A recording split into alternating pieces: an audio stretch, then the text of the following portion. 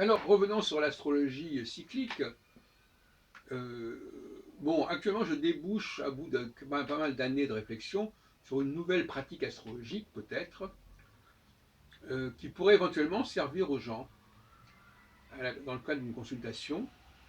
À savoir, euh, une fois qu'on a défini si la personne était Saturne, Jupiter ou Mars, l'on peut essayer de déterminer quels sont ces cycles et quelles sont les périodes qui passent par le yin ou par le yang. On peut inverser les choses en disant regardons les périodes et selon vos périodes, on saura si vous êtes Saturne, Jupiter ou Mars. On peut prendre les problèmes par les deux bouts, si on veut. Il y a peut-être d'autres façons de travailler, plus structurelles, mais j'en ai parlé dans le passé, je ne reviens pas là-dessus. Euh, Est-ce que les femmes sont plutôt martiennes par nature? Et dans ce cas-là, elles dépendraient d'office du cycle de Mars, que j'appelle maintenant Minerve, la déesse de la guerre, puisque je veux rendre hommage aux femmes. Euh,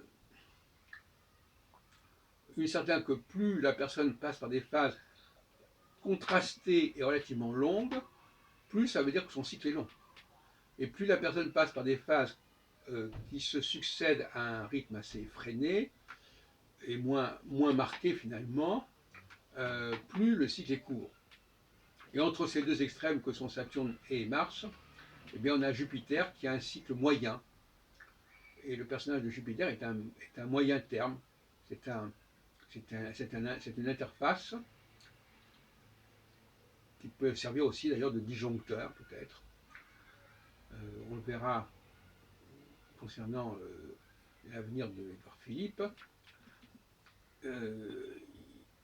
Il passe par des périodes de gestation d'1 an et demi, qui sont quand même beaucoup plus courtes que celles de 3 ans et demi pour Saturne, et qui sont quand même nettement plus longues que celles de 3 mois pour Mars. Donc c'est un élément de régulation qui permet d'être à la fois quelqu'un qui fait appliquer les directives saturniennes, l'ordre saturnien, et qui à la fois peut superviser, donc être sur le terrain aux côtés des martiens, qui sont un petit peu des gens qui appliquent, qui mettent en application les méthodes, les techniques élaborées par Saturne. D'ailleurs, on voit bien que dans bien des entreprises, on a des phénomènes jupitériens.